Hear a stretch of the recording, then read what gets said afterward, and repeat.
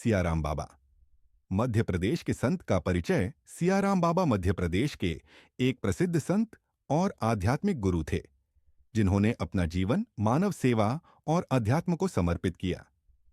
उनका जन्म एक साधारण परिवार में हुआ था, लेकिन अपने संत स्वभाव और आध्यात्मिक झुकाव के कारण वे एक महान संत के रूप में प्रतिष्ठित हुए।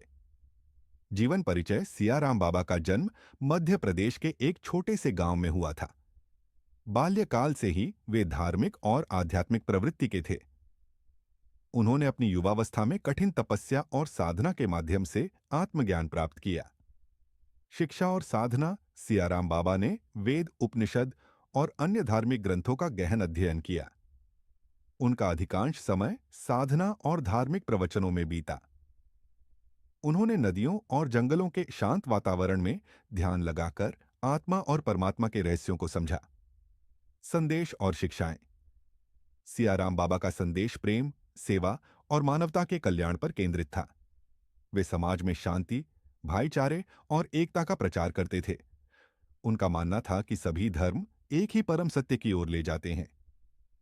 उनका प्रमुख संदेश था, सभी जीवों में ईश्वर का वास है, इसलिए सबका सम्मान करें और सेवा करें। सेवा कार्य। सियाराम बाबा ने अपने जीवन काल में कई सामाजिक और धार्मिक कार्य किए। उन्होंने निर्धन और पीड़ित लोगों की सहायता के लिए आश्रम, धर्मशालाएं और विद्यालयों की स्थापना की। वे समाज के हर वर्ग को शिक्षा और स्वास्थ्य की सुविधा प्रदान करने में अग्रणी रहे। लोकप्रियता और योगदान। सियाराम बाबा न केवल मध्य प्रदेश में बल्कि पूरे भारत में अपने अनुयायियों के बीच लोकप्रिय थे। उनकी शिक्षाएं आज भी लाखों लोगों को प्रेरित करती हैं। उनके अनुयायी उन्हें एक दिव्य आत्मा मानते थे और उनके बताए मार्ग पर चलने का प्रयास करते हैं। स्मृति और आदर। सियाराम बाबा के निर्वाण के बाद उनके अनुयायियों ने उनके विचारों और शिक्षाओं को आगे बढ़ाने के लिए कई संस्थानों की स्थापना की।